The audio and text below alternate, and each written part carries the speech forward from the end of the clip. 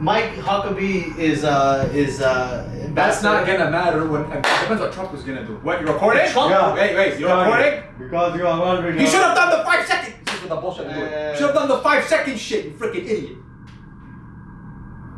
Yeah, so fucking sitting over here with Abu Hamas over here.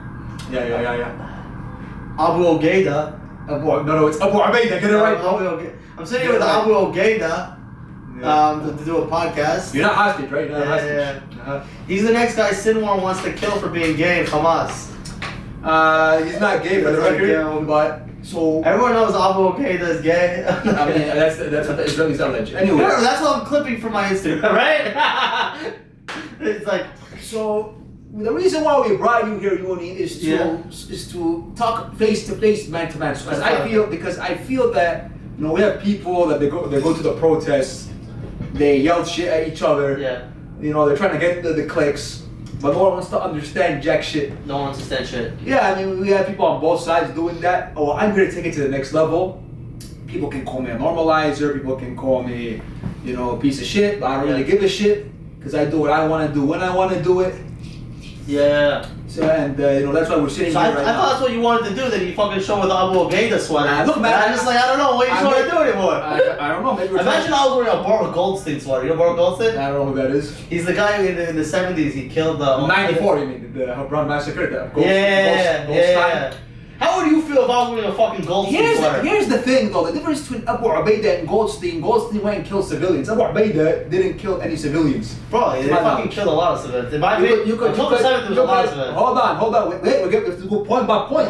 We have to go point by point. But my point right now is that I had a good friend from high school that died at the Noah Festival on October 7th. I told you on camp, on the scenes that any civilians that are killed, no matter what, they're Israeli or Palestinian, we condemn it 100%. And there's no excuse for killing civilians no matter what. But here's my thing. Yeah. This did not start on October 7th. Now, I want to divide this podcast into three parts, if we can. First part is obviously a mini history lesson. Because, we got some people that are on TikTok now, their attention span is like 20, 30 seconds. So we got to give them a history lesson. Second, talk about why October 7th happened, what happened on October 7th, what didn't happen on October 7th, and then we move on to the situation. You want to start early? You want to start in 1948? No, we start all the way. We have to start before. 1917, yes. 1917. So actually, I want to give you the viewers, a history lesson. Okay, cool. So the Zionist movement, before they agreed. Wait, you can already tell that you're like that you're less radical than you call with your Abu Ogaida sweater because you call it the Zionist movement and not the Zionist entity. That's already a good start. I mean, it's the same thing. But anyway, or no, you didn't call it the Zionist regime. It's like we're already at a good start. We're going there. We're already doing well. We're headed there. Don't get too optimistic. So. Theodore Herzl and a lot of Zionists, early Zionists I'm talking about, they were like atheists, secular. They wanted to have a Jewish state because we have the age of nationalism, right? Yeah. People saying I'm French, I'm German, I'm this, I'm that, and everyone wants their own country for because everyone has big balls during that time. They want to mark their territory and they want to be patriotic and all that stuff. And the Zionists come up with this idea that why don't we have a homeland for the Jews? Because the Jews have been bullied for centuries. But step back. Between me and you, we know that there was always Jews in the whole all over the world. There's been Jews. There's all over the world, but there's always been Jews in the Holy Land. Yes, that's undisputable. Do you know what's funny? This is what the Israelis don't understand. During the conquest, when Umar Khattab conquered Jerusalem, you know what was the first thing he did? This is what proves that we Arabs don't hate Jews. Yeah. He brought the Jews back. Go read the history. Go read the treaty. Okay, when the Crusaders came, you know who they were killing in the Middle East? Jews and Muslims. Yeah, and Arab Christians too. And then when Salah ad-Din came back, you know what happened? And if someone can prove me wrong, I'll give them $10,000. That's how confident I am. Salah ad-Din brought back the Jews. Yeah. So me personally, there's also the Jews there the entire time. I don't have problems with Jews. Yeah. I have family members, they call me Jewish because of my financial habits, which I am proud of. Yeah. I don't mind. Abu Ogaida Jew. You can say that, that's fine, But here's the thing. You're like the Harvard Jew, like the Jews who love Hamas at Harvard. Maybe I don't know. Okay, you're too dark for that. Also, you have Spain. Yeah. One of the best Jewish scholars came out of the Islamic Golden Age when the Muslims took over North Africa, Middle East, Turkey, Spain. A lot of Jews were in high places in the government. Did you know that the head doctor of Salah ad-Din was a Jew? Did you know the Jews were high up in the Muslim government? So we don't have a problem with the Jews as a people.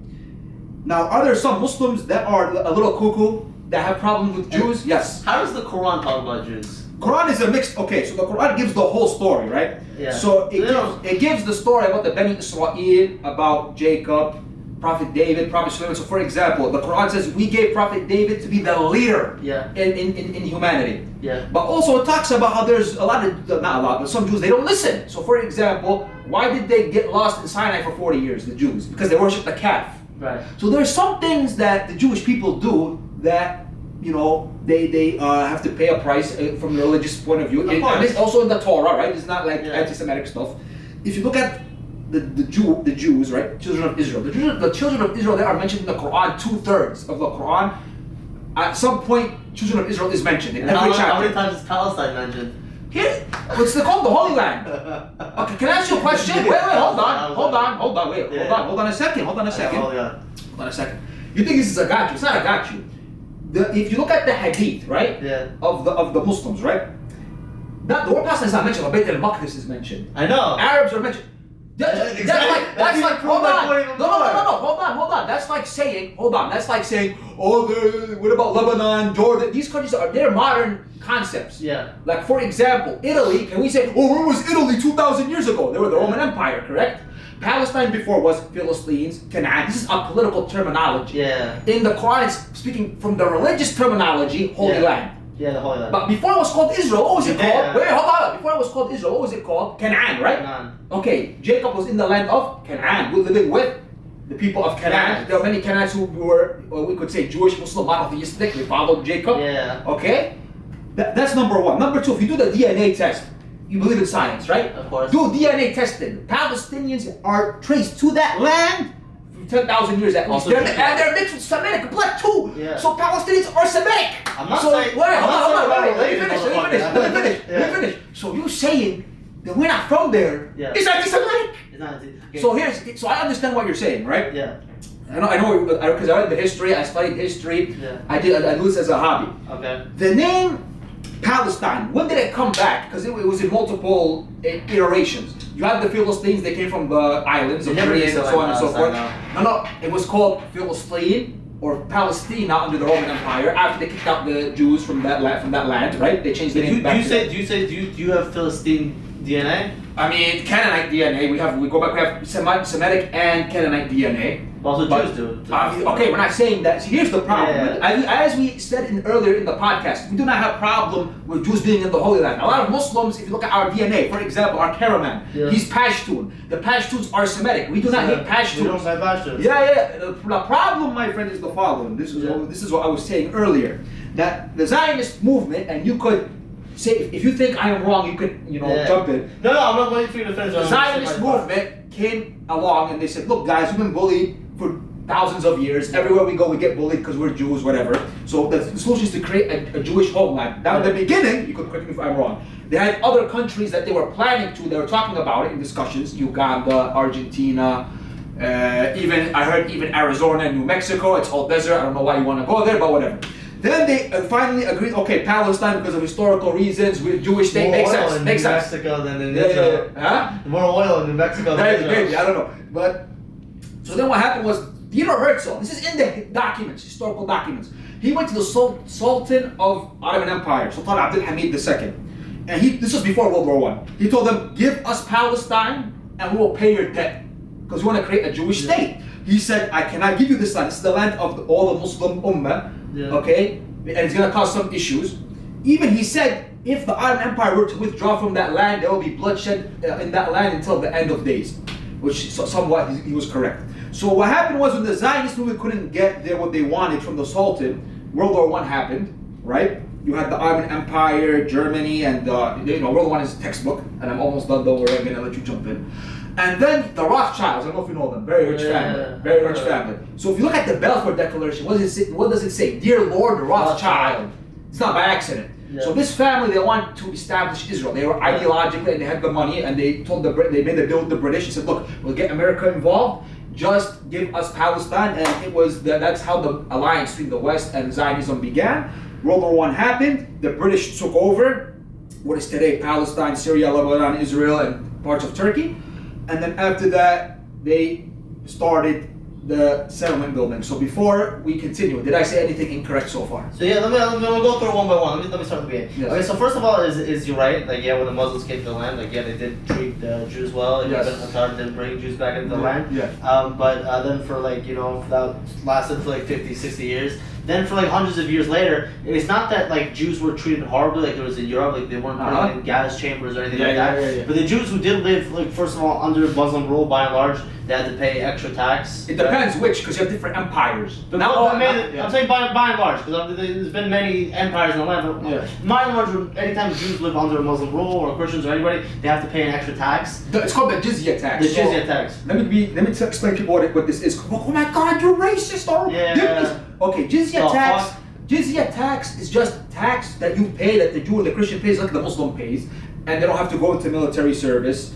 Their holy sites get taken care of. That's how it's supposed to be anyway. Now, I'm not saying that all the Muslim empires, it was butterflies and rainbows. You had some cuckoo empires like the Almohads in Morocco. They went cuckoo for Cocoa Puffs.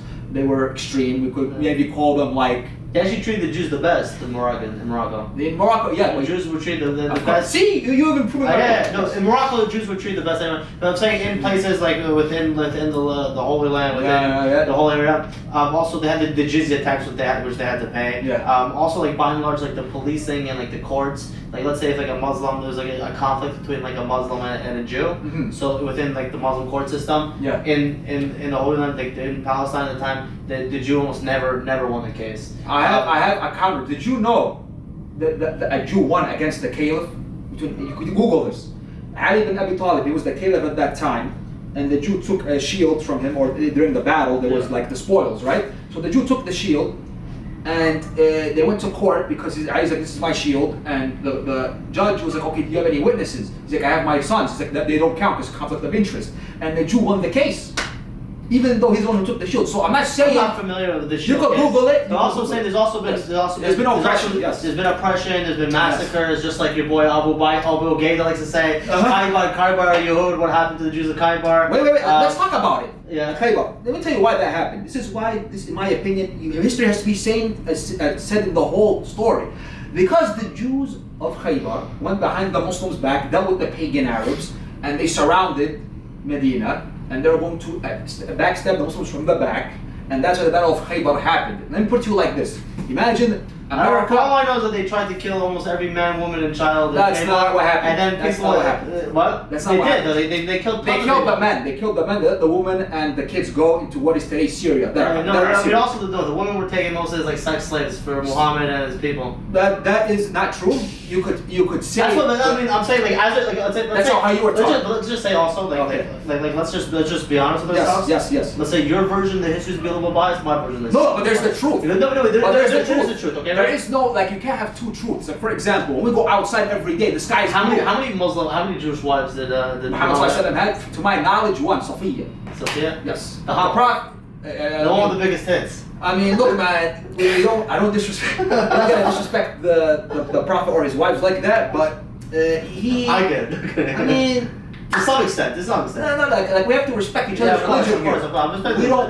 We don't make fun of in Islam. We're not allowed to make fun of other people's religions. Yeah. Whether you're Jewish, Christian, or Hindu or whatever. So we're the religion of Jerry Seinfeld. We're supposed to make fun of everything. I mean, I don't know, man. That's up to him. That's between him and God. But okay. I'm saying there has been massacres. There has been 100%. I'm not saying there was Jews have been killed. I'm not saying it's as bad as it was in Europe. But at the same time, hold on for a second. The Jews still exist in Central Asia, Middle East, North Africa, and there were Jews coming from Europe to the Muslim world. I'm not saying the Muslim world, the Jews were always treated with 5-star service. Yeah. At best 4 stars at best. Yeah, no. But what I'm saying... 5-2. No. But what I'm saying is that we have to say history as a whole. I'm saying history as a whole. The good, the bad, the ugly, and the truth. So I'm saying there was times where it was better, and there were times of oppression. That's 100%. Massacres. There was times of all kinds of Khaybar, I have to give the whole story. So people, they could decide what they want to decide. But Khaybar happened because the Jewish tribes backstabbed the Prophet Muhammad ﷺ in the Battle of Khandaq, the trench, where there was an existential threat. And the pagan Arabs lost. And then in response, the Muslims went into Khaybar and they killed all the men. And according to what I read in the history books and the hadith, But they attacked the Jews first, no? No, that's not what happened, brother. If you read the history, the Jews and the Muslims had a treaty. They had a treaty with each other, meaning an attack on one is an attack on all, like NATO. Yeah. So when the Prophet went to Medina, sometimes Jewish tribes would make issues amongst, because before the Prophet came, there was issues between the two Arab tribes, between the Awais and the Khazraj.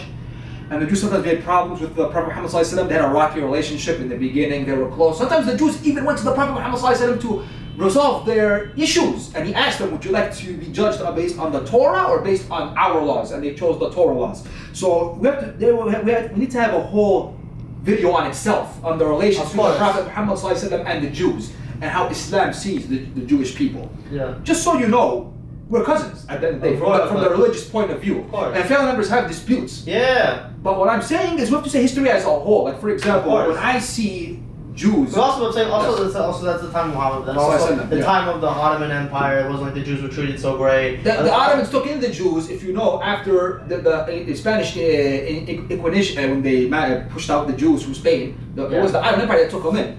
Yeah. Just so you know, the Ottoman Empire treated, out of all the Muslim empires, in my opinion, the Ottoman Empire treated the Jews the best treatment.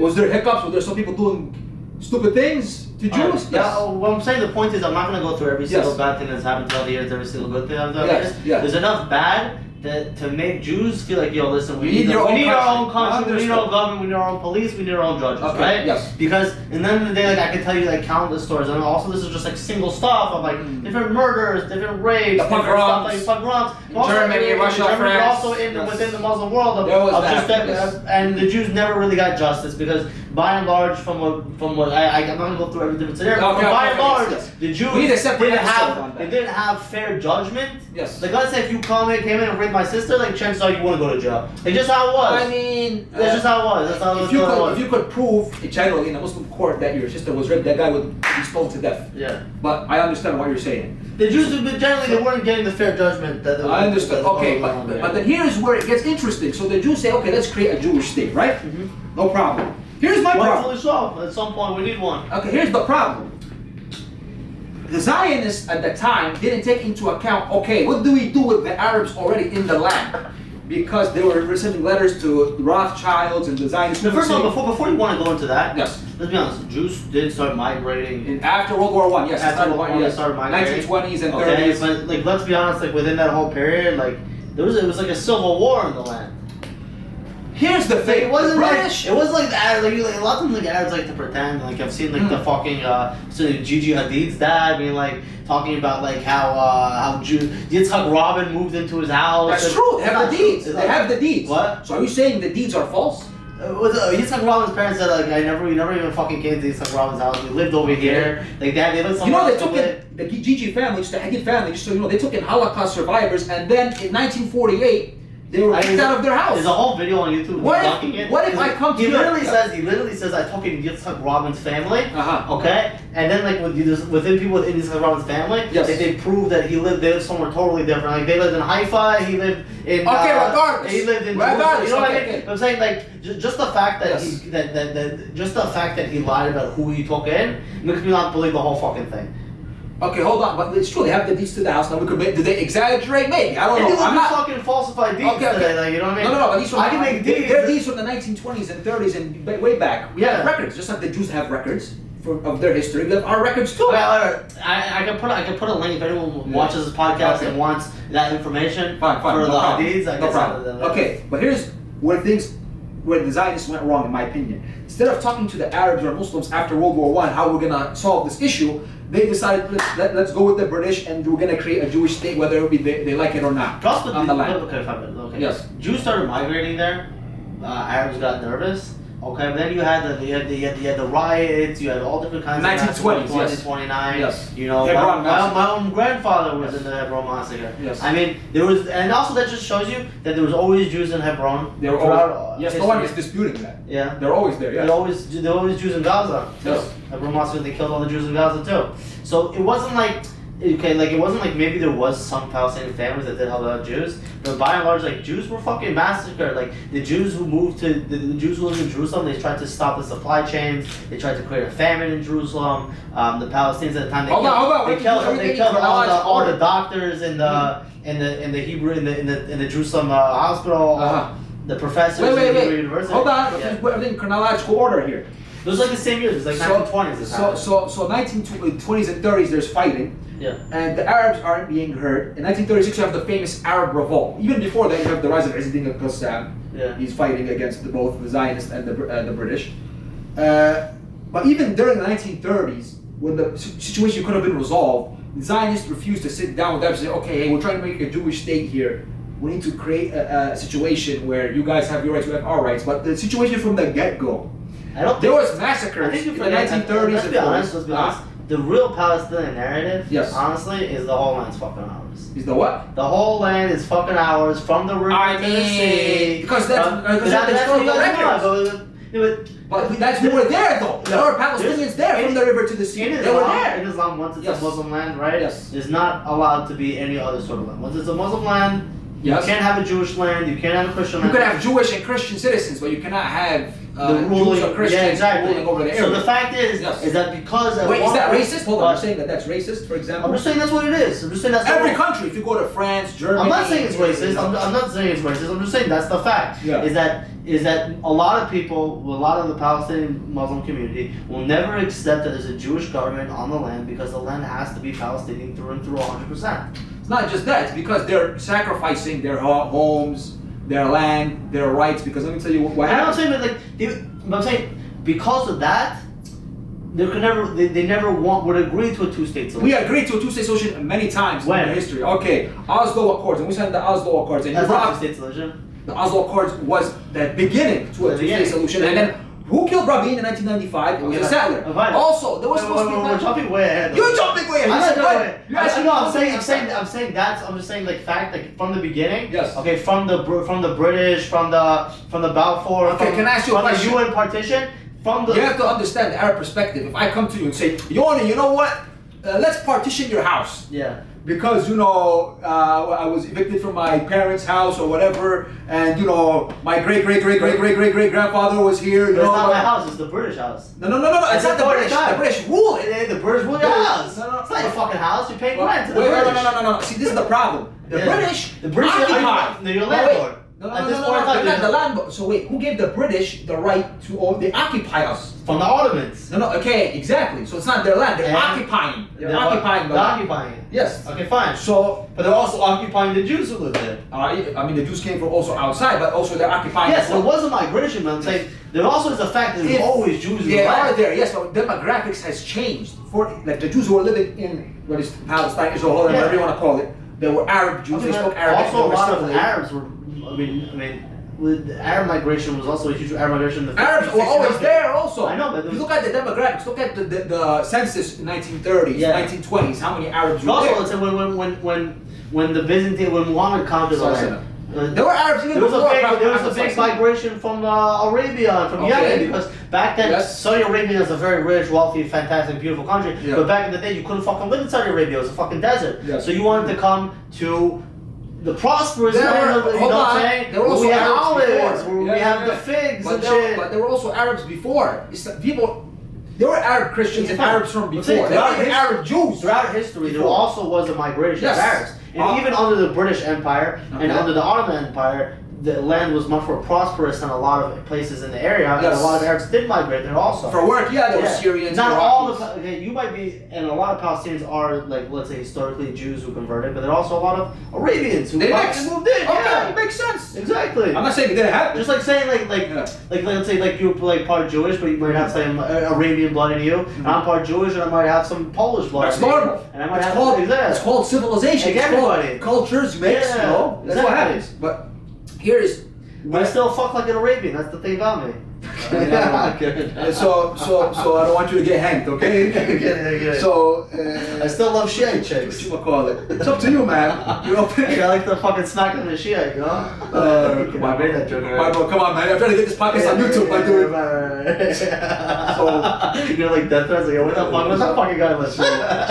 So you have the Arab Revolt in 1936 to get rid of the British and the Zionists and whatever have you. And then at the end, the British created something called the Peel Commission, which the Palestinians and the Arabs were not in favor of because Israel got the Jalil, the Galilee region. Yeah. But again, because the history is long, but I'm going to shorten it a little bit because this requires videos to go into detail about what happened. You need a lot of detail. The Palestinians, how they saw it, you could agree with disagree, is that this is our land. Why are we dividing it with people coming from Europe or wherever? Yeah, that's their perspective. Now we could talk about if it's right or wrong. I'm just telling you how the perspective is. Okay, fine. So what happened later on is during the 1930s and 40s, the Zionist movement sat down. Instead of saying, okay, let's talk to the Arabs to try to reach an understanding, they said they created Plan Aleph, Bet, Gimel, Dalet. 4 plans. The famous one is Dalet. Yeah. They got intelligence on every village, every city in what was it at that time, Palestine. They said, okay, because we want to create our own state. Yeah. Because we're going to have to, because the British also stopped immigration in the 1937, 38, 39 during World War II. Right, the worst fucking times to stop it. Yeah, and then the Jews were coming illegally because the desperation, it's understandable, at the time, and the Holocaust, so on and so forth. But they were making plans to change the demographics. You could even read this in David Ben-Gurion's book, Benny Morris's book, Ian Pape's book, so on and so forth, where they say we have to change the demographic facts on the ground so we could have a Jewish majority state. Yeah. And that was the beginning of the issue. So when the British started withdrawing, by the way, the British left the Israelis a lot of weapons, they trained them, the Haganah, the Stern, the Irgun. Obviously they're all different. There's also the British didn't train the Israelis. In order to train the Israelis, a lot of Israelis joined the British ranks in World War II to fight the Nazis. Yes. And they got military. But even before, they were getting military experience in the 20s and 30s. Okay, yeah, they're also Arabs that fought in World War II. Mostly like the real military training was like when the World War II started in 1939. 39, yes. So like which is 9 years before the creation of Israel. Yes. But a lot of the Jews that were trained, the Haganah soldiers that were trained, because besides for the Stern gang, Haganah and Lehi mostly stopped fighting the British during the Holocaust and they joined the British ranks. They're like, listen, this is more important for us. Yeah, because the Jews are getting killed in bulk. Fuck what's going on right here, right now, this could wait. Yes. The Stern gang had a different mindset, which I actually disagree with Stern. They even asked Hitler for help, did you know that? Stern? Yes. There's even something people No, you're talking about Kastner. A lot of people get confused. Kastner was like, Kastner was one of the most controversial people in this whole period of time. Yeah. He was like one of the first Stern gang was like intelligence force. Yeah. And he was working with the Nazis, but he wasn't helping the Nazis and asking them for help. What was going on for real was he made a deal with the Nazis towards the end of World War II, where he was giving money to the Nazis in exchange for saving Jewish lives. Okay, that's a big deal. He was buying the Jews' freedom. He was buying the Jews, right? Okay. He was coming to North America, to New York City, and he was raising dollars, and he was buying Jews. Okay, I guess. But at the end of the day, he stole some of the money, okay, and helped buy weapons for the Haganah and the Lehi, okay? Okay. Which is a very controversial thing, and after the State of Israel was created, he was actually murdered by Holocaust survivors. Wow. So I'm not saying what he is, but I'm saying it's not like people like to pretend like he's like this is the only really time that this happened. People like to pretend the Stern gang was affiliated with the Nazis. It wasn't affiliated with the Nazis. I have a question. There's one guy doing one deal. Have you heard of the Havara Agreement? The Havara Agreement? Yes. Okay, so it's an agreement between this is on Google, by the way. I made sure, because before I say something like this, I make sure there's an agreement between the Nazis and the Zionists. They say, okay, in exchange for the German Jews, this is 1933-34, when Hitler gets into power, give us, we'll pay you guys, what was it? The Havara Agreement was basically the German Jews leave Germany, go to Palestine, and basically they take their assets with them, their money, they sell their, property and whatever, the Nazis give them money, and they say, okay, now go, and, because we Germans are racist pieces of shit, we want to have whatever they had, like they want a German-only country, go to Palestine. So this is an agreement, by the way. So the Zionists and the Nazis had talks with each other and that's Kastner. The Havara Agreement? Yeah, that's Kastner. But I'm saying, if you want to talk about collaboration with the Nazis for real, okay, fucking now you're gonna Husseini, Hitler's gay lover over there. No, hold on. Photographs with him, quoted him, loved him. No, hold on. Recruited people to join the Nazi ranks. Okay. Wanted to bring the Nazis. He wanted to bring Nazis into the land, first of all. Okay. But also, how he looked at it, now I'm not saying it's correct, if I was there at that time, I would look at things differently. The enemy of my enemy is my friend, Right. because they saw the British was helping the Israelis. Like frick it, let's go with the Nazis. They might be better. Yeah. Now, did he say some controversial shit about the Jews and all that? I disagree with that. But to say that, oh, he went up to Hitler, yo, you should do? Burn the Jews. Hitler was already gonna do that shit. Hitler was already gonna do it. He didn't need someone to go to him. He was actively recruiting like Syrian people in Syria. They were Syrians and Iraqis that fought against the British. No, also he sent some to Germany to fight with the Nazis. Yes, which in my opinion, I'm against that. Which is way more than Kastner everything. Yes, Kastner just fucking tried to save people. Again, we condemn that. Yeah. That is a shame that the Arabs and Muslims should not have. Listen, at the end of the day, I don't know. Like saving Jews, not saving Jews. I don't even know if giving money to the Nazis is a good thing. No, it's not.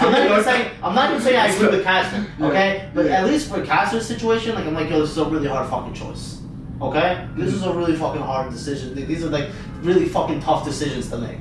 Okay? Of what's right and what's wrong. I don't think Wouldn't you prioritize saving the Jews over the getting weapons for the Lehi and the Haganah? I mean, because we have literally. No. Okay, first of all, yes, he should have saved the Jews or get weapons to the Haganah. But also the situation was, and what he thought, if he didn't get weapons to the Lehi or the Haganah, the Palestinians would have killed all the Jews in Palestine. Like it's trading, you're trading lives. You know what I mean? Like let's say you could save 100,000 Jews, but you could also. But the Palestinians weren't as equipped as the Israelis. Yeah, but they were actively trying to murder Jews. I mean, that's trying to starve. They were trying to starve them out. I'm saying, if you look at the weapons, the Zionists were always ahead when it came to. They even had factories before 1948 making their own weapons. Yeah. So the Zionists were ahead. They were smuggling weapons from Algeria or whatever. Yes, and the Palestinians, they weren't as military equipped to fight. They weren't equipped. They weren't as organized. Exactly. That also. Because you had different militias. Yeah, we already had Excel sheets and stuff. Yeah. We had a schedule. Yeah. We have Tomer here at 4:30. The Arabs just took everything day by day. But here's what gets interesting. What happened is when the British start leaving, correct? The truth is, till this day, like the Arabs haven't really figured out how to properly run a military. I don't think that's the issue. I think we have a lot of traitors in our military and a lot of people with big balls who think they can run everything by themselves. That's a big issue, but here's where things get interesting. When the British start leaving, the British tell the Israelis where the equipment is, military equipment. For example, in Haifa, I'll tell you what happened in Haifa. In Haifa, I'm going to give you two examples. It wasn't, first of all, a lot of it, you want to say they just gave it? They didn't just give it, they loved them. No, you said yourself in the beginning, they were leaving weapons behind. Rothschild was giving them checks for it. Okay, you know what? It wasn't I just fucking love the Jews. Money, they love the money. Rothschild was like, yo, how much you want for the weapons, alright? Yo, 20 mil? Okay, I got you, my guy. Come on, bro, let's be for real. No one just loves the Jews and they give them shit. You know what? You're right. The Jews fucking write checks and they get what they fucking paid for. Okay, let's agree. They love the money. They love the money. They love the money. The British didn't give a fuck about the Jews. Rothschild owned the bank, so they fucking wanted whoever. Okay, fine. That's more realistic. Okay. But what happened was in Haifa, for example, when the Arabs were being pushed out by the Haganah and the Stern, there were Arabs being massacred. The Arabs were forced to stay in the seaport of Haifa so they could go take them to Akka to force them out. Obviously, there were some Arabs that stayed behind, but if you were an Arab in the seaport, you were screwed. You lost everything. Yeah. In Tiberias, the British forced out the population, not military, they forced out the population to empty it, so when the Israelis come and they fight, there's no resistance, and they could take the houses and the land in Tiberias. These examples repeat again and again, and before one Arab soldier stepped into what is today Israel, there was ethnic cleansing happening. They were already cleansing villages in the Galilee and other parts. Yeah, but it was vice versa. We love the Arabs cleansed villages, where it's by the whole surrounding Hebron area was Gush Etzion. Yes, I know that was the Muslim Brotherhood came in from Egypt. Yeah, they came in and they wiped them out, and then we wiped. If we're being real about the whole period of time, if I'm being 100% honest with you, you're being 100% honest with me. Yes. It wasn't that. Both sides have it wasn't side that the Arabs were committing aggression and the Jews just stood by and fucking both sides. Both sides. There was a civil war going on. That's what it was. Okay. It was a fucking civil war. At the same time, both sides. I don't care if you're Arab or Jew. Why are you ethnically cleansing people from their land, from their homes? Yeah. Both sides. I don't care if you're a Jew, Muslim, whatever. Why are you fucking burning down villages in Gush Etzion? Whatever. Because at that time, I'm not saying burn it down and rape and kill and all that stuff. What I'm saying is because how the Arabs, they saw it is, okay, this is a war for our existence. Just like the Jews saw the war for our existence. Both sides are fighting to create their country and Yeah, have their land. but once you act like that, then you're putting this a population who just like went through the Holocaust into survival mode. You know what I mean? Exactly. And like, and that's the mindset of Haganah and like, also Haganah in the beginning. They were moderate. They were moderate, and they weren't trying to be aggressors. But as closer as we came to 1948, when it became like survival, like But they let the Stern and the Orgon get out of control. The Stern and the Orgon said clear. We want. There's even maps like, we want Jordan and we want Palestine to make it into Israel. So but also the Allah people, come on, like you want to fucking you want to give a famine and like and take out their second biggest city by starvation, like that's fucking brutal. I mean, okay, we have that. I'm not saying the Arabs would do it. The other one in Gaza, humanitarian, but they tried to fucking starve them out. The two wrongs make a right? No, I'm not saying two wrongs make a right. So for example, I'm not saying two wrongs make a right. Yeah. But what I'm saying is like, I jumped the gun a little bit talking about Gaza. But I'm saying this is like in this period of time. Yeah.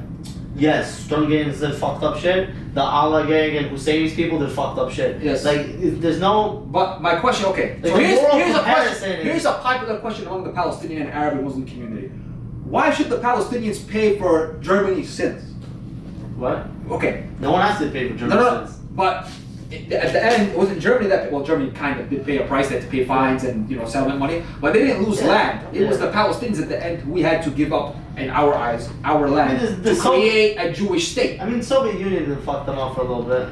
So Soviet Union? Yeah, when they occupied them. The Germany, they had fucking for 70 years. And then fucking And carnival goes around. But anyway, here's the thing. When Putin was there, I don't think he was treating them very nicely himself. Putin was born after World War II. But anyway, he was like KGB. The head of intelligence, But my point being is that during the war, you had a lot of ethnic cleansing going on. Villages, there were even villages that had peace agreements that don't touch us. We're not involved. Yeah. We're not involved, and still like Tantura. I don't know if you saw what happened in Tantura. If you go there and you go back to Israel, go visit that part. I know Tantura. Yeah. So there were villages. They found dead bodies under the parking lot. They were not, and there are soldiers. They're happy. Like imagine you're walking down the street, right? I'm making a documentary. I'm like 85 years old, and I'm saying, I raped a Jewish 16-year-old girl. I'm proud of that shit. Yeah. Like that's this thing happened when they fucking started massacring people in the Hebrew University. They killed professors. They killed professors who were Jewish who were against the Zionism. They killed like fucking white chicks studying there who didn't even agree with anything, like fucking liberals, and they fucking raped them and killed them too. It's the same thing. There's no during this time. Both sides have to be held accountable. There's no real moral sides have to be held accountable. It's mayhem. Okay, both sides have to be held accountable. But the Arab goal in general, when I say you have some crazy Arabs, right? They're like, I gotta kill the Jews and Yes, those Arabs exist. But what I'm saying is the doctrine, Plan Dalet, the doctrine of the Israelis and David Ben Gurion at that time was we have to make a Jewish majority country. How do we do that? We have to force the Arabs out. How do you force the Arabs out? By ethnic cleansing. No. Okay, first of all, also like the main doctrine was like we want a Jewish majority state. Like Operation Deco, for example. But we weren't against having a state right next to us that was Arab, Muslim, Palestinian majority. That's not what the early founding fathers of Zionism, Ben Gurion, wanted. No. Read their memoirs, David Ben Gurion's memoir. Read Plan Dalet. Read Operation Deco. David Ben Gurion, first of all, is not the father of Zionism. He's the first prime minister. David Ben Gurion is also like let's say he's not like the main example because he's the more radical side, right? Like David Ben Gurion is the founder of the Likud. He's the right wing. He's also like David Ben Gurion. He was an atheist. He was an atheist, but also he's a guy where like Nazi killed his parents right in front of his eyes. Like he wasn't like the most He wasn't Haganah. He was Lechi. He was not the. So he wasn't the mainstream. He wasn't the mainstream. He wasn't the founder of the state. No.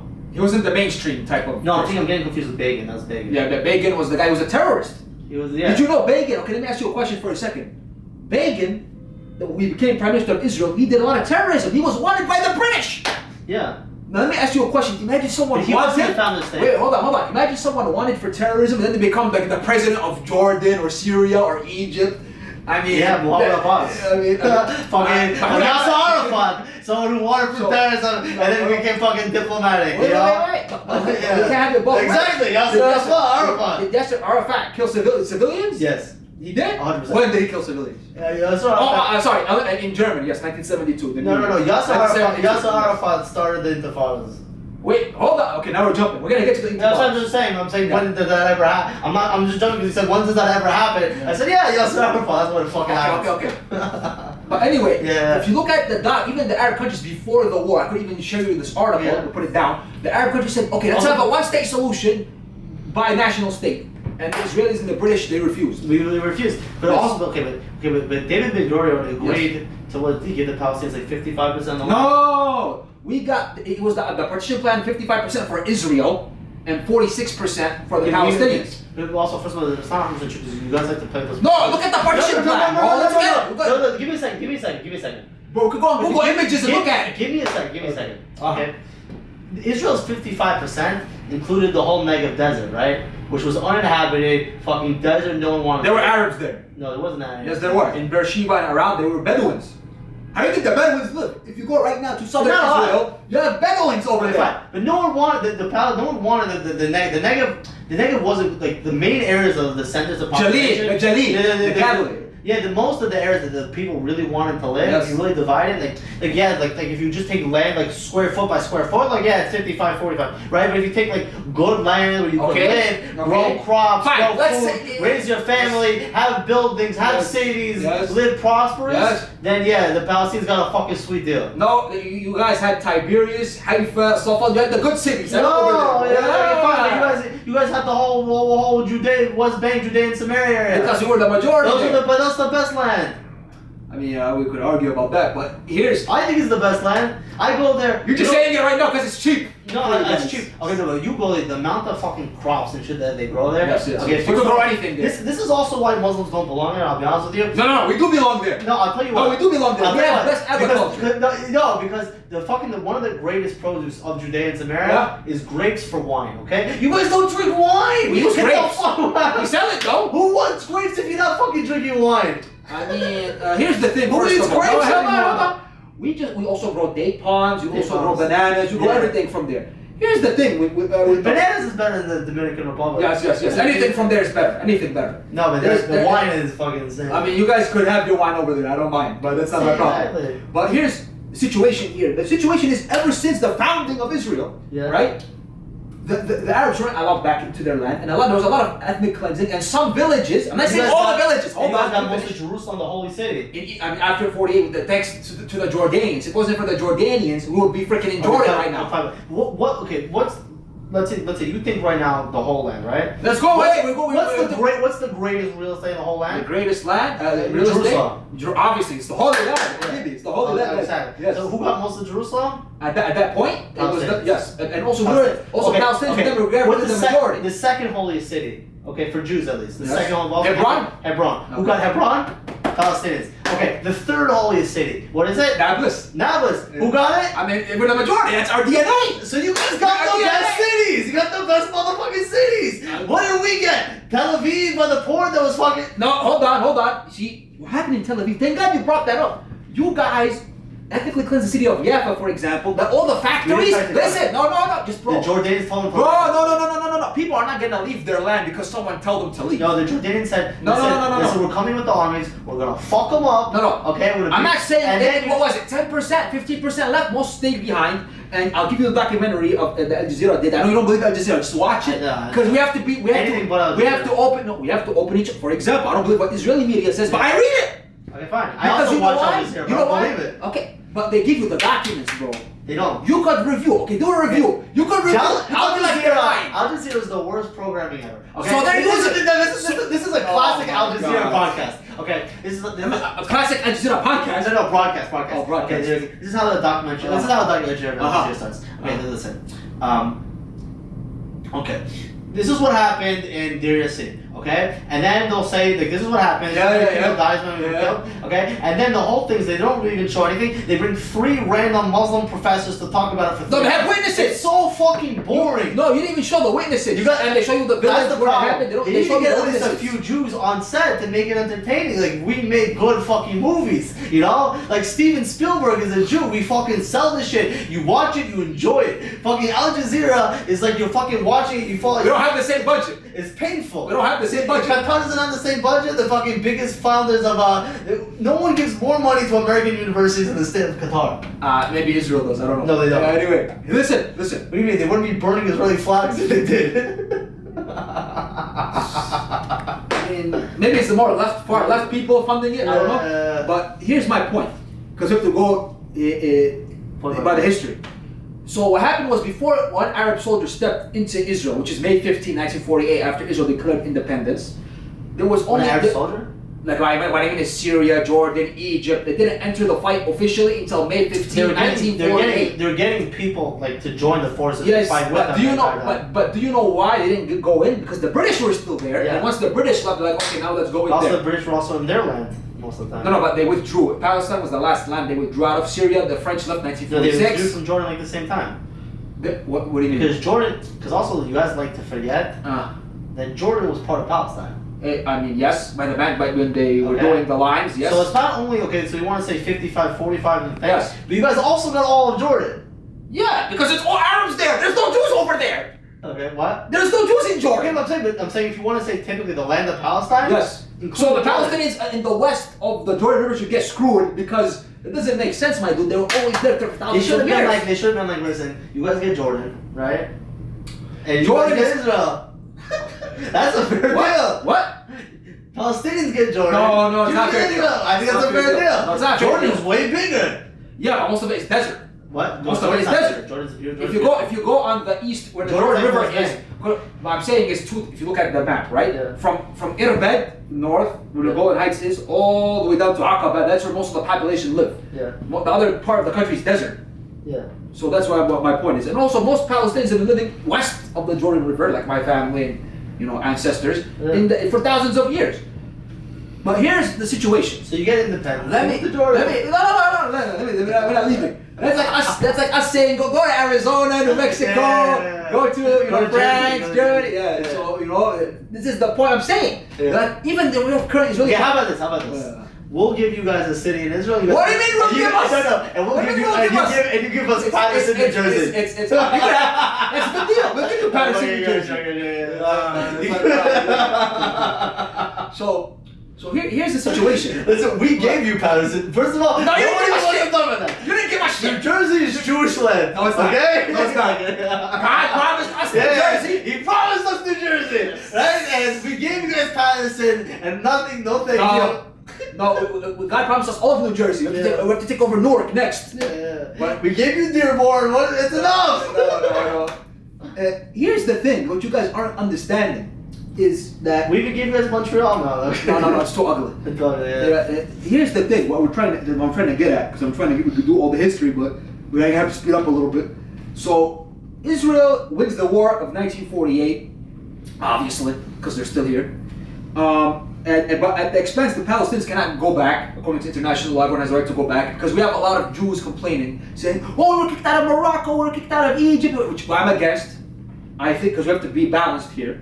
I think these Jews. I think these Jews should get compensated, or they have the right to come back. But also Palestinians, they should have the right to go back. The Palestinians that live in garbage refugee camps in Lebanon, in Syria, in Jordan, in the West Bank, in Gaza, have the right to come back. Also, first of all, Palestinians the only people that are considered refugees for 80 years. Because they're not allowed to come back. What? Because they're not allowed to come back. No, but does your right expire? Why do Lebanese give you citizenship? Very simple. Okay, let me tell you why the Lebanese government isn't giving citizenship. First of all, because Lebanese government is crap. It's run by it's a shit show. That's number one. Arab Israelis get treated better than Palestinians anywhere in the world. Did you know? See, this is why you don't show the whole history. From 1948 to 1966, did you know Arabs lived in concentration camps in Israel? You could read this. Where?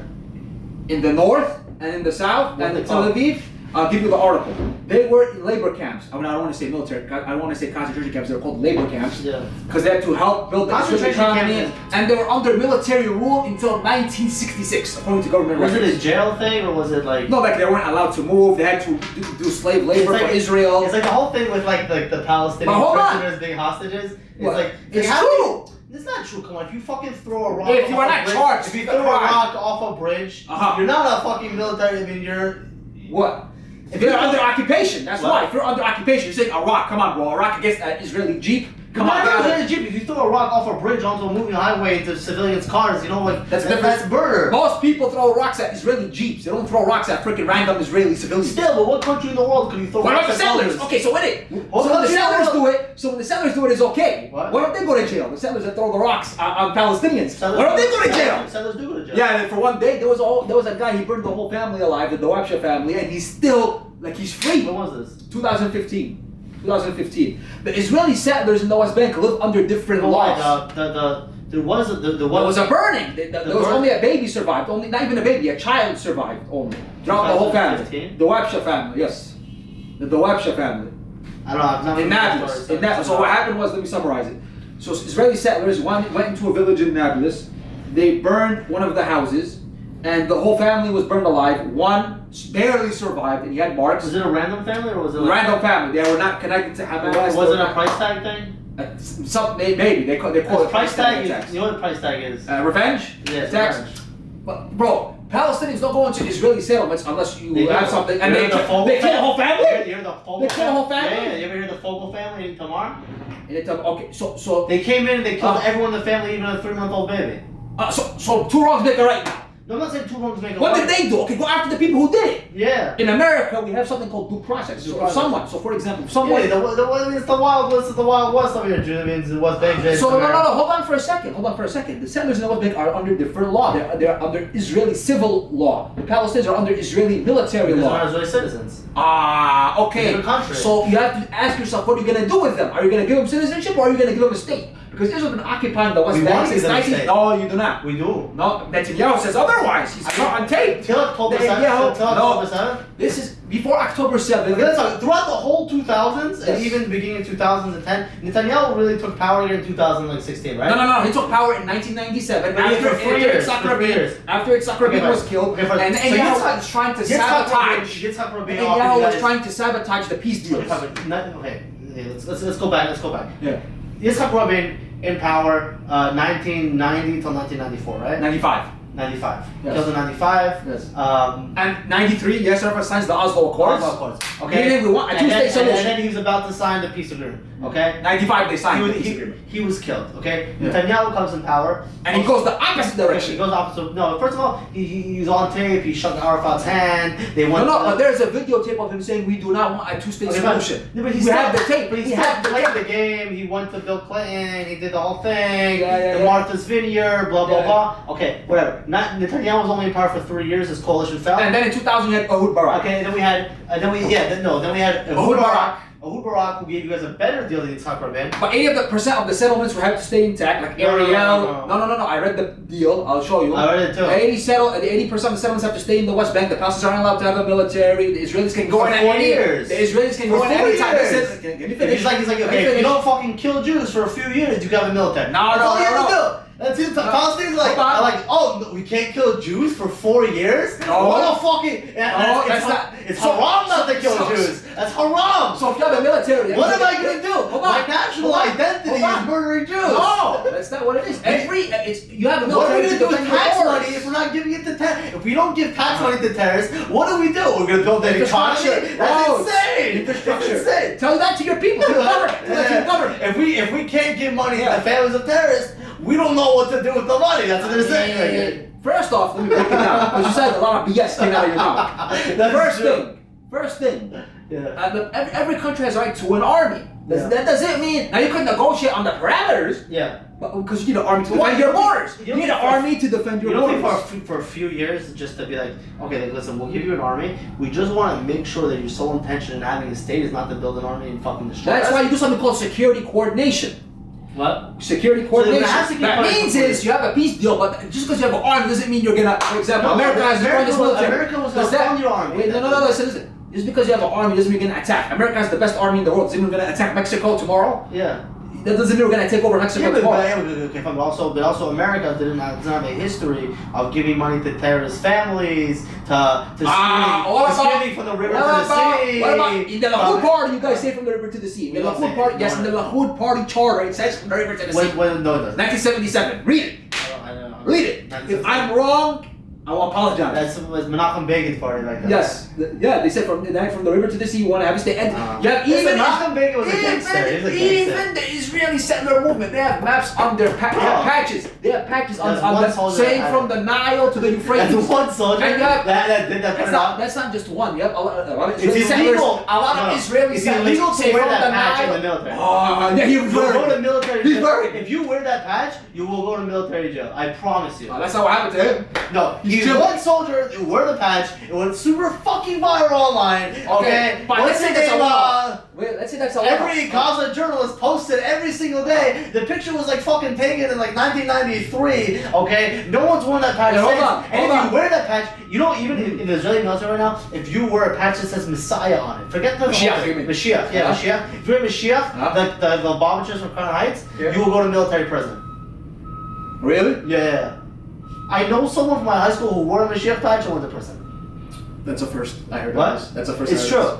There's really okay, hold on. Okay, fine. Let's say that's a one-off. There's really nothing. Okay, real command is a bunch of liberal dog shit. The Israeli settlers in the West Bank. They're saying we want to expand. We do not want the Palestinians to be here. We're gonna absorb the West Bank. Yeah. Now, if you're a Palestinian, you hear that. Now you have to fight for your existence. That's what the freedom party. Or you gotta accept the deal at some point. Well, the Israelis keep denying the deal. We want a two-state solution on the 1967 borders. But you had a fucking sick deal in 2000. I'm saying. Okay, Ehud Barak gave you a sick deal. Ehud Olmert gave you even a better. It was a worse deal. Ehud Olmert said, okay, listen, we're gonna give you 96% of the West Bank, okay? But we're gonna give you 4% of Israel. You choose where. Okay? We're gonna give you a fucking highway in Israel from Gaza to the West Bank. You guys fucking live in luxury. You 4 years, you don't commit any terrorist attacks or mass murder of Jews. You get a military. Okay, we're gonna help you with your economy. The United States is gonna help you with your economy. But you guys are just like, what? 4 years no killing Jews? It's so hard. I'm addicted. Like, I'm addicted. No, here's the problem. Here's the problem. It's so fun. Because you guys keep so fun. It's not, you're not giving the whole picture. They don't just, Palestinians will just wake up one day and go, you know what? I want to kill some Jews today.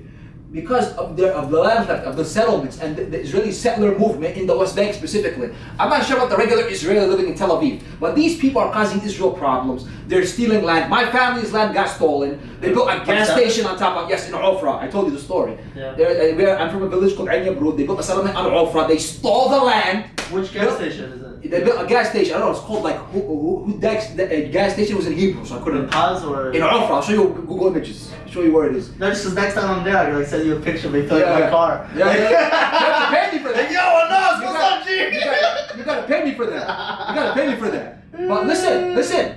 If Israel wants peace, they have to get out of the West Bank. We need a two-state solution because Israel is on right now where it stands. Israel is facts on the ground. It's not going anywhere because they have nuclear weapons, number one. Yeah. Number two, they have managed to make the Arab world, in a sense, bow down to them. Egypt, Jordan, the Gulf states. The only nations that aren't bowing down to them is Syria, Iran, Iraq, Lebanon, Yemen, the Shia alliance. Yeah, the Axis. And also with Trump coming in, right? With Trump coming in, that's what you didn't hear. Trump told Netanyahu that he wants the war to end by January 20th, 2025.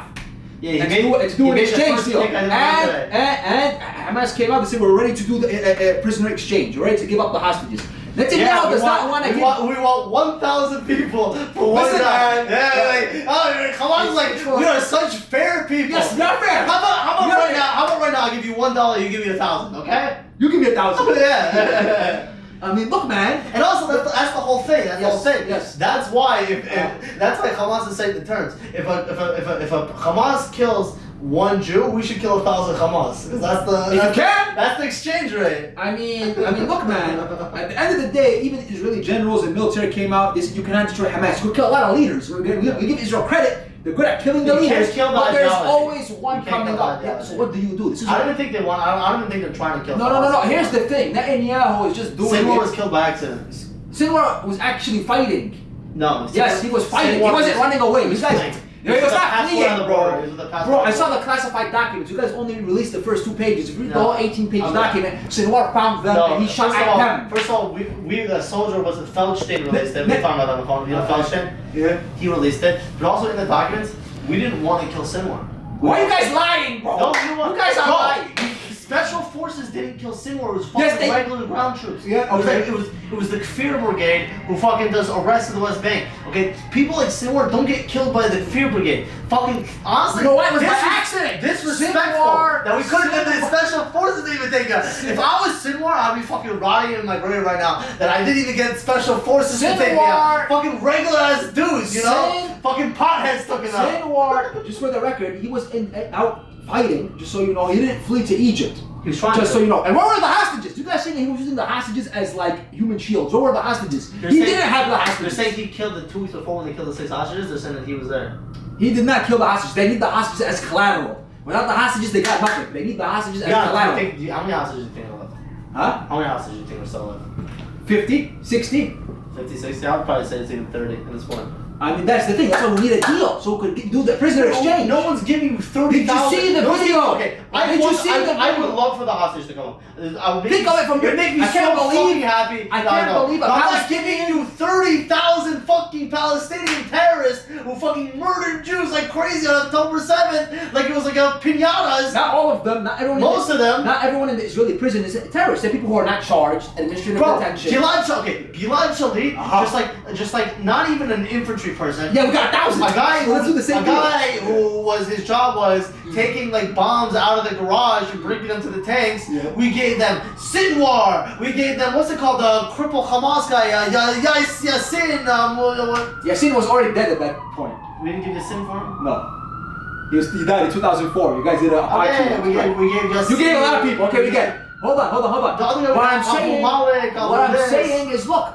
At the end of the day, I can't believe this. A Palestinian is telling Israeli, please take back the hostages. Honestly, like, no disrespect, Gilad Shalit, your whole family, but one-on-one, Sinwar Gilad Shalit's not a fair trade. Forget that you give another fucking 1,000 people. One-on-one is not a fair trade. You guys agreed to it. I know. You guys agreed to it. We're not doing that again because you're just gonna come and take more hostages next time.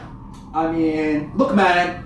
We need to make a peace deal here. That's the first step. So make a peace deal. Make a peace deal. Release all the not all, but a good portion of the Palestinian prisoners. Because that's how it's gonna be. If you have Jewish blood in your hands, you're not fucking getting released. That's it. Simple as that. I mean, Trump, which is, in my opinion, a G, he negotiated with the Taliban, and he released them at the end after the war ended in Afghanistan. The Taliban also, with the Taliban, he was also said like, listen, if you fucking that's fine. American troops. Yes. Okay, I know that. Yeah. I know that. But also you have to understand something. Listen, Israel. Okay. Yes, you have to reach a deal for the sake of your people, your hostages. Yeah. You guys don't care about that. There are people, Israelis protesting, begging to get a deal. And the Palestinians saying, let's make a deal. Netanyahu doesn't want a deal because it's under pressure from the people and the court system. The court system is after any deal for corruption. Okay, any deal right now that involves 1,000 prisoners for one hostage, that's not a deal, okay? Let's just be fair. You could do 100 for one. Not even 100 for one. More than 3, 4 for one, no deal, okay?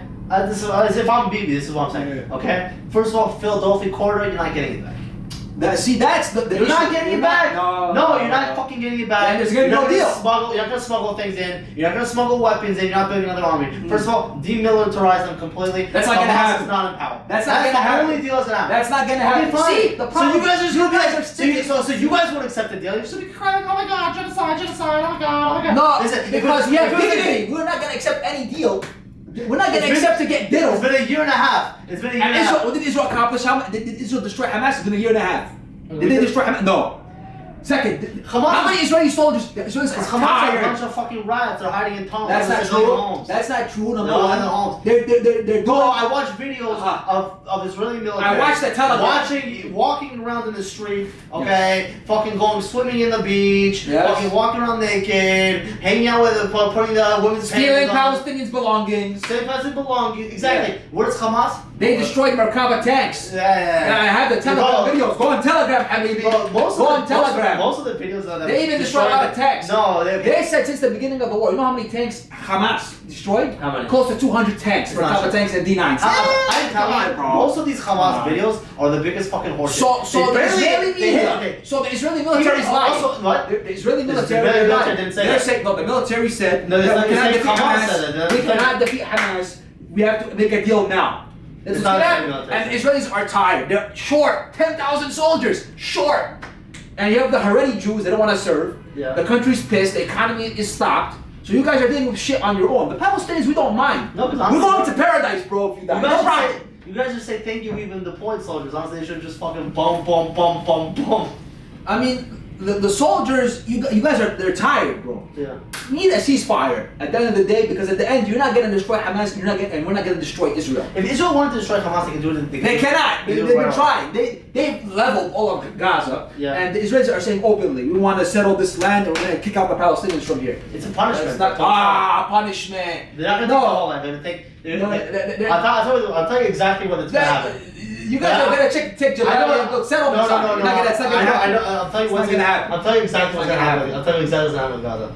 Okay, I know it because I'm like also. You have connections. I'm connections. I'm also like I'm in like I've been like following a lot of top people, okay. Settlement real estate developers and stuff. Yeah. You're trying to live on our land. Yeah. Rent free. No, I think honestly I don't even give a fuck. Like I want to make money this lifetime. Let me tell you something, man. Palestinians, I'm telling you right now, the West Bank right now is the worst place to live. Yes, it's cheap, but you have to be ready to pay the price living in the West Bank. I'm just telling you as a Palestinian that lives in the West Bank. Who's someone live there? I mean, your tenants maybe, I don't know. No, right now I could get like a caravan for like $15,000. I don't know what that is, but okay. A caravan, like a trailer? Like a trailer, like as big as this room, yeah. Oh, that's how the settlement starts, okay. That's how it starts. And then once I get the trailer, okay, and then let's say Huckabee comes in, he recognizes the land, my $15,000 trailer is worth $150,000. I don't think that's gonna happen. Let me tell you why. The land and trailers on. Let me tell you why. Yeah. Because Trump is trying to get a deal, and Hamas is on board, and everyone else is on board right now. If we could get a two-state solution, I think that's where it's headed right now.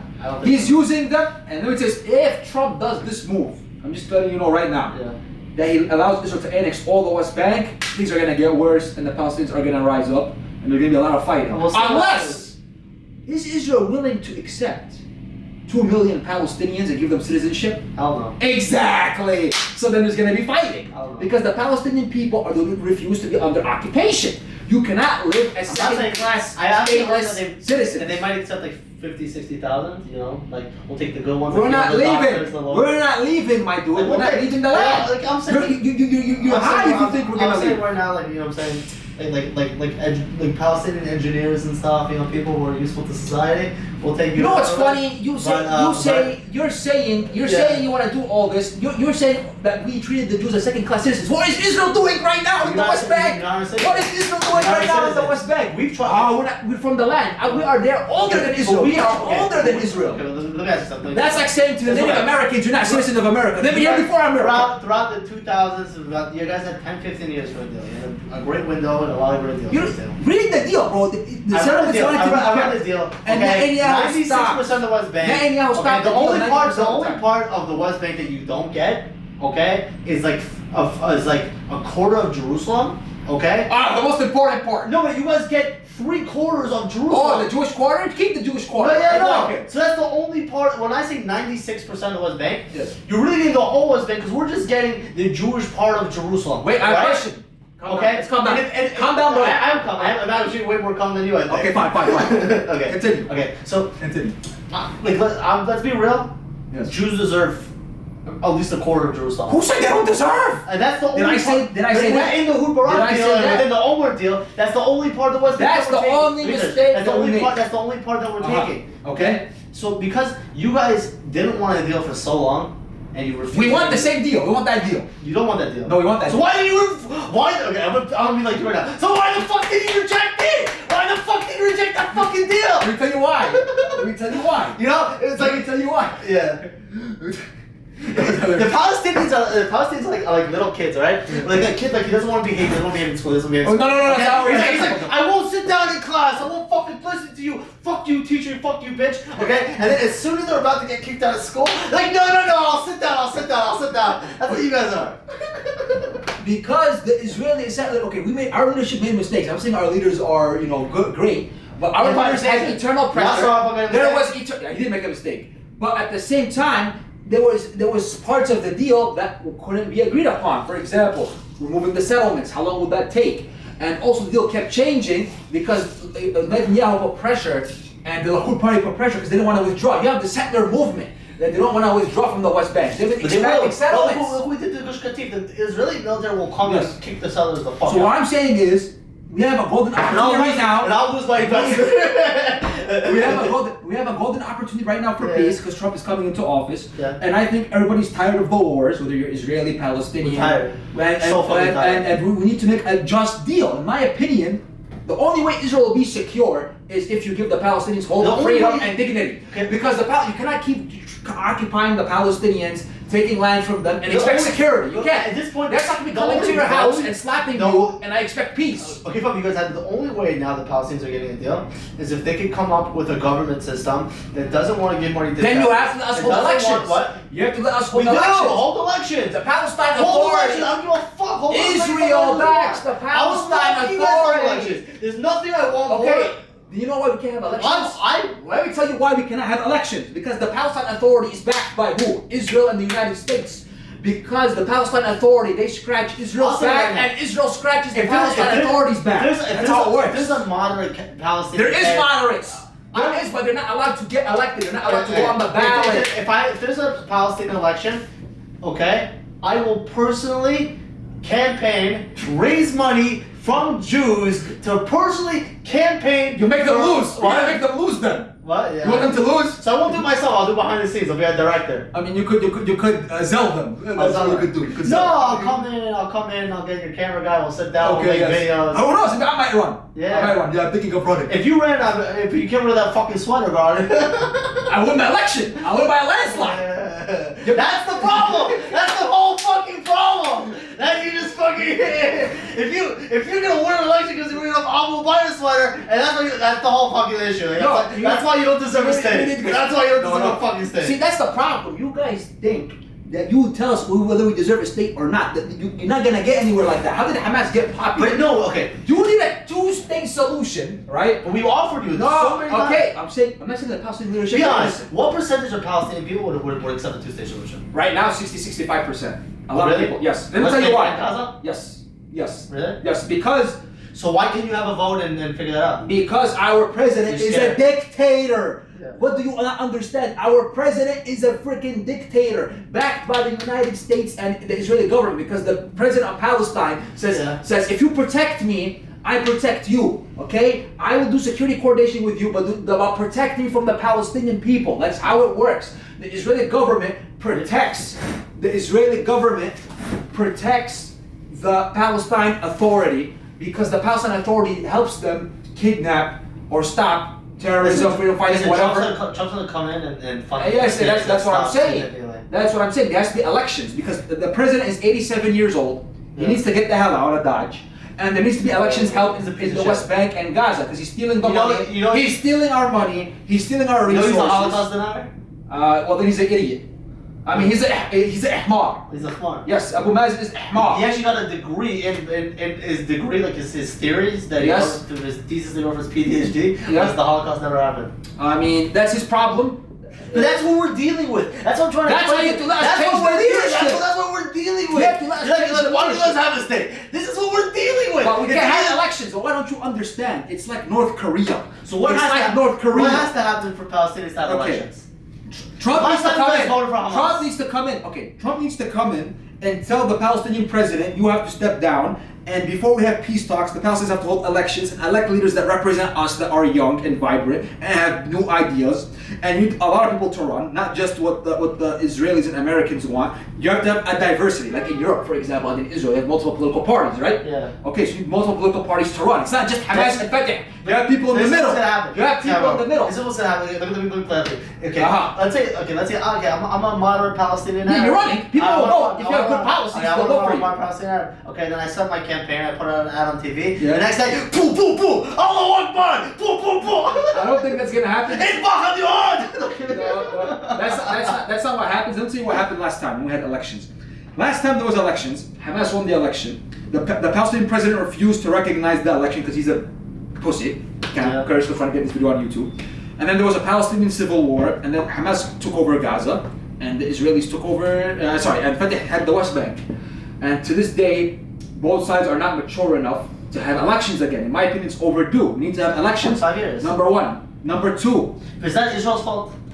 To an extent, it's our fault. But Israel plays like they play on the division also. Of course. It's also our fault as Palestinians. Let's be honest. Also, Iran plays on Palestine division. Yeah. Now here's Syria plays but on also what Israel, also Hezbollah plays on hold Palestine. on. But this is what Israel needs to do, and I tell Israelis this all the time. If you lift the blockade of Gaza, I'm not saying don't have security. I'm not saying to not have a border. If you lift the blockade of Gaza and allow the Palestinians to listen, it has to happen. Let me tell you why. Because you choke the Palestinians, when you choke somebody and you put them in the corner, right? Let's say Diddy was in the room, right? Yeah. And Diddy's about to diddle you. You will do anything to not get diddled. Yeah. Correct? So the Palestinians are in the corner, they refuse to get diddled. Yeah. So what needs to happen is the following. Just lift the blockade of Gaza. I'm not saying don't have security It's checks. Okay, let me tell you why it needs to happen. Unless because it's completely demilitarized. you're not gonna have that's like saying Israel needs to be demilitarized. That's unrealistic. No, the Palestinians will always have weapons. No. Demilitarizing Hamas. You cannot have a that's like we say. That's like Hamas saying let's demilitarize Israel. That's impossible. Let me ask you, when's the last time Hamas successfully fired a rocket into the south of Israel? It succeeded sometimes. We went in. In the past 4 or 5 months, when's the last time? Why do you think they did October 7th? Because the Iron Dome was good. Even this year on October 7th, they weren't able to launch one rocket. No, they launched some rockets with the Iron Dome, Not even. They're not even able to launch rockets anymore. I don't know about that. That's what you say. But on the ground right now, you cannot destroy Hamas. You cannot demilitarize Hamas. Let me tell you something. I have an app on my phone. I know for the Iron Dome. Yes, I know. Okay. Yes. The North, till like the ceasefire last week. Yeah. Which I was actually really against, but now I'm actually kind of thinking maybe it's a good idea. Of course, because Netanyahu was betting on divide and conquer. You guys are smart. Yeah, Al Qaeda stepped up big. Let me ask you a question. Why 15 hours after Netanyahu threatened Assad, the terrorists start attacking now from Turkey in Idlib? They're starting to attack the Al Qaeda terrorists. I don't know. But do you know Israel has connections to them, right? You know there's reports. So does Turkey. So does everyone in the region. Yes, Turkey, Saudi Arabia, all. Listen, and then the way the Middle East works is your enemy's enemy's your friend. Okay, that's just the way it fucking works. Yes. Okay, so why is Al Qaeda connecting with Israel? Why is Turkey connecting? Because that ain't my enemy. Also, Turkey and Israel fucking hate each other. But at the end of the day, like we have invested. At least on camera they hate each other. Yeah. On camera. I don't know. They're still giving you guys oil from Azerbaijan. Yeah, he's a fucking tool. But here's the thing, though. Here's what I'm trying to tell you. Israel will not find peace if you keep oppressing the Palestinians, and the Palestinians have to have opportunity, freedom, and dignity like everyone else in this world. This is what's gonna happen. But listen, It's gonna be no, it's not gonna be demilitarized. You guys are you high on drugs? Israel was fighting for a year. Israel was fighting for a year, and Hamas still has the same power. No, you guys have barely any military power. No. If that's the case, how come Israel for 1 year and change, they still couldn't beat Hamas? And the Israeli military said we are not gonna achieve anything. My prediction is yes. Okay, by the end of the ceasefire in Lebanon, which they are gonna go back to it's war. 60 days. 60 days. By the end of the ceasefire in Lebanon, Hamas is completely demilitarized. I'm gonna bet against that. I'm not saying they don't have a few handguns and a few grenade launchers, but like by and large, I'm talking rocket launchers and stuff that could. Do you understand? Okay. I'm gonna repeat my question because you're not getting it. It's been a year. Hezbollah, for the most part, hasn't been fighting Israel like ground combat until they went into Lebanon and Hamas did a better job than Hezbollah. Hezbollah, Israel couldn't take a village, but you guys were smart with the pagers. With the pagers, up to the Litani River, we got to. No, you didn't get up to the Litani River. Bro. You want to see videos of Israeli soldiers walking? Yeah, but then they lost the position. Yeah, because the ceasefire. Yes. Even before the ceasefire, they lost the position, my dude. Yeah. They lost the position. But here's my point. Israel cannot establish peace unless the Palestinians have dignity and freedom. You understand what I'm saying? What I'm saying is there has to be a two-state solution. Maybe you're not gonna.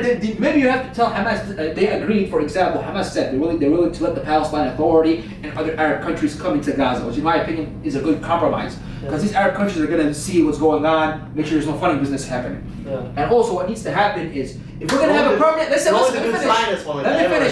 me finish. I mean, that's who is gonna come in: Saudi Arabia, Egypt, UAE, all those countries. And they're gonna have to do reconstruction of Gaza and all that stuff. But at the end of the day, Israel, just like the Palestinians have to be realistic, Israel has to be realistic. If we're negotiating right now, right, and the Palestinians says, we don't want Israel to be demilitarized, they'll laugh at them. They'll be like, get the hell out of the room. Okay, you cannot. Also, you could say settlements there. So it's like, Gaza, no, they're not gonna have settlements, in my opinion. I'm telling you, 3 settlements on the Philadelphia corridor for sure. No, it's not gonna happen. On the Philadelphia, it's not gonna happen. 1, 2, 3. Okay, it's not gonna happen. So the ways that zone, the Palestine Authority, and it is gonna control it. It's just gonna go. I read this morning. It's this morning.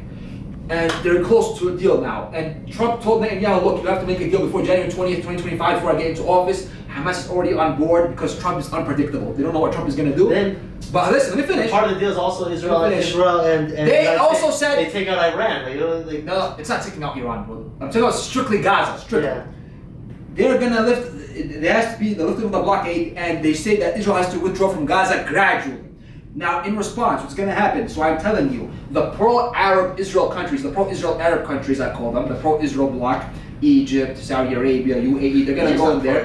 They are pro-Israel. The president is a Zionist, bro. He's one of your people. You guys did a good job. You put a Zionist in power. You guys, I don't know how you guys did it. Yeah, his mom is a Zionist. His mom is a Moroccan Jew. Egyptian media is one of the most anti-Semitic medias in the world. No, bro. They love Israel. I'm telling you. The Egyptian government, they love Israel. Why are you talking about Boston Youssef? He's not. He left Egypt because they were, censoring and all that stuff. No, he's Egyptian, but he's not. The establishment on Egyptian TV, the way they talk about Jews is like terrible. They're mixed. They're kind of stupid. So I tell people, if you want to lose brain cells in bulk, watch Egyptian media.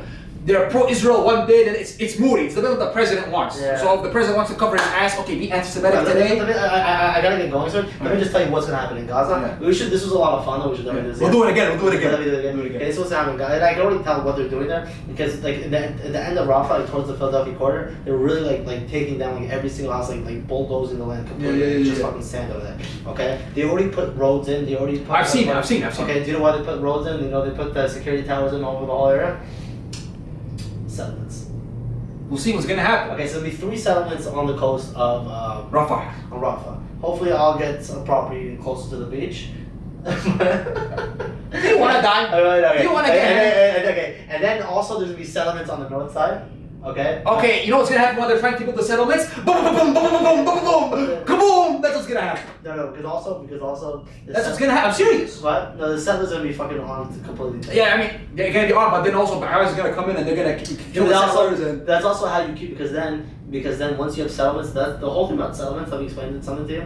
The settlements is not necessarily only to occupy the land. The settlements is because security reasons. Because once there's civilians living there, you're allowed to put a military base there. Okay, once you're allowed to put a military base there, it's a constant military presence. When there's constant military presence, the reason why there's never an October 7th or a major attack coming out of the Egypt. Do you know there was tunnels in Gaza since 1990s, and there is still quote unquote terrorist attacks coming from West Bank? I don't know if you remember what happened in Ariel. But these are very small in comparison to October 7th. Okay, obviously. Very small. Yes. But it's also because of the Palestine Authority. They're helping you guys very well. Like terrorist attacks, like 1-2 people killed here, 1-2 people killed there. Like that's very hard to stop completely. What I'm saying is, because all you need is one guy with a gun and you can fucking kill 5 people. Yes. Like I remember like after the Iranian attack, they spent was it $3 billion of rockets, okay, and then the next day, one Palestinian with an Uzi fucking killed 5 Jews. What the $3 billion of rockets couldn't accomplish. So can I ask you a question? You say the settlements are there for security, and then we'll end on one more point and that's it. The settlements have cost Israel a lot. Like, okay, on one end you're gaining a little bit, but long term you're losing. Short term you're gaining. You have some security where you build settlements on other people's land. These people get angry. Yeah. They become radicalized by Hamas, and they go and they kill Israelis and what have you. You need a permanent solution. You can't just put a band-aid. Settlements are a band-aid. You need a permanent solution. Because at the end you have 2.5 million Palestinians in the West Bank and you have another 2 million in Gaza. What are you going to do with them? Either you have to give them dignity and freedom, or you have to keep occupying them and slaughtering them. Okay. What? Beit al-Maqdis. What do you mean Beit al-Maqdis? What do you mean Beit al-Maqdis? Like, you built a temple, huh? No, see? That's it. I knew you were pissed off. Yeah. Okay, no, but honestly, you could have the Beit al-Maqdis and Al-Aqsa on the same thing, because Al-Aqsa is... I don't know if that's possible, bro. I don't know if that's... Let me tell you something. That's very, very sensitive. If you want a situation to explode 100%, try to build a third temple on Al-Aqsa. It's not going to happen, bro. You could try.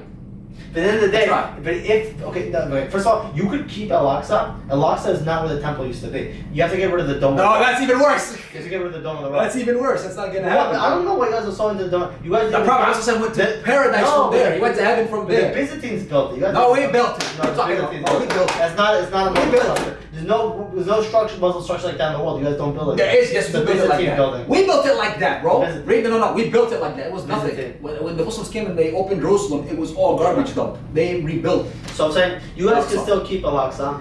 We're not giving up Dome of the Rock, man. I don't know what you think. Dome of the Rock is, okay. You're high on pot if you think no. It's gonna happen eventually. On our debt, I mean, you have to kill 2 million Palestinians. Honestly, and more Muslims for it. I think if they would have done this in the 70s, you guys would have stopped fighting because you would have nothing to fight for anymore. Well, we're not giving up, bro. Yeah. You're not giving up. Because you wouldn't have if you don't. The reason why there's still a war is because the Jews didn't do it. No, there's still a war because we want to free our country, whether you damage Al-Aqsa or not. Just so you know, during the Crusades, you know what the Crusaders did on the Temple Mount? They made the Temple Mount into horse stables. Of course. And you know what? The Muslims still fought and they took it back. You guys don't treat that nicely either. We treat it very good. What are you talking about? I see videos all the time. You guys having protests there, riots there. Because as police come and they fire tear gas. Smoke grenade, throwing. Yeah, because you guys come and fire tear gas and treat us like crap. What? You police come in, they arrest you people, they hit people. You guys protest there. So what? If we did, after you guys come in. No, it's not after you guys. We come in because. And the settlers come in, bro. I wasn't at Temple Mount. I was on Masjid Al-Aqsa. You guys come in. The settlers come in, and they start making problems. And they start making problems. They walk around. They start making problems. And then after that, some settler. Let me give you a personal situation.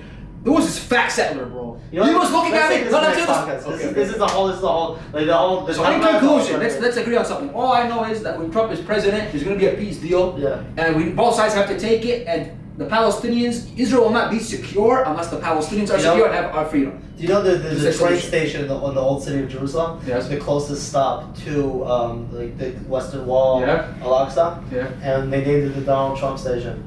I should go there and look at it. Yeah. All right. Yo, it's been a pleasure, my dad.